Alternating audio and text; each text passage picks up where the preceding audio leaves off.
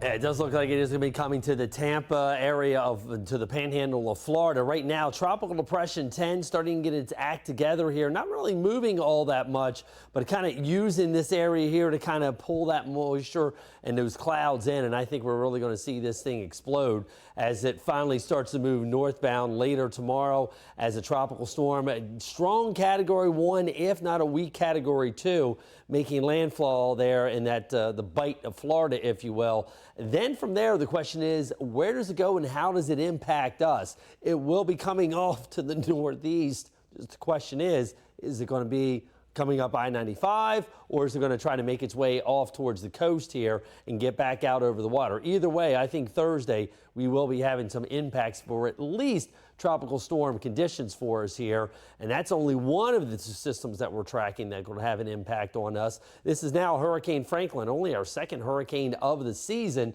well out there in the Atlantic. Now, it does look like it's going to ramp up to a major hurricane, which is Category 3, and the impacts on this to us are going to be minimal, but still need to adhere to them as we're going to be seeing those long period swells, creating some higher than normal rip current risks for us here, and in coinciding with high tide coming our way with the king tide on Tuesday. Could be looking at some ocean overwash and maybe some higher than normal water levels along the Crystal Coast. All right, back closer to home, this is where we topped out at today. This is the hottest that we're going to see at least for the next week as the cloud cover and storminess are going to hold those temperatures down for us here. But you'll notice over the last week and a half to 2 weeks, it just kind of falls in line with where we have been with well above normal temperatures for us here. And we'll continue to see the below normal trend, like I mentioned, coming our way here over the next several days.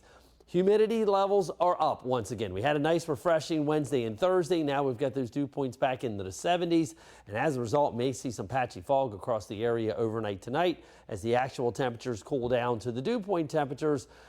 Can't rule out maybe a spotty shower or sprinkle, but I think the majority of it should remain dry. Now, tomorrow, just depending on how much sunshine we see, depends on how warm those temperatures get, upper 80s to near 90s. So these are more kind of average for this time of year. But by mid to late afternoon, those showers and storms really start to develop, especially east of Highway 17. Because we've got a front that's coming into the area and a couple waves of low pressure tracking along that front kind of meanders across our area back and forth for tomorrow, Monday, Tuesday, kind of just oscillating back and forth across the area here with the waves of showers and storms. And as a result, we could be looking at some pretty good soaking rainfall for us here.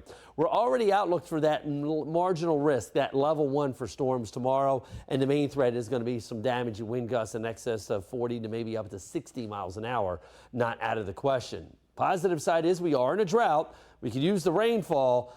And we may again get some action coming in here from Idalia as we head on in through the day on Thursday. So from Wednesday on, just keep an eye on the forecast here. The system could speed up, it could slow down, it could change tracks, it could kind of hang off of the coast going into next weekend. So lots of fine tuning of that forecast to do as we go through the next several days. And like I mentioned, though, below normal temperatures sticking with us here with more cloud cover and a better chance of storms in here on Monday.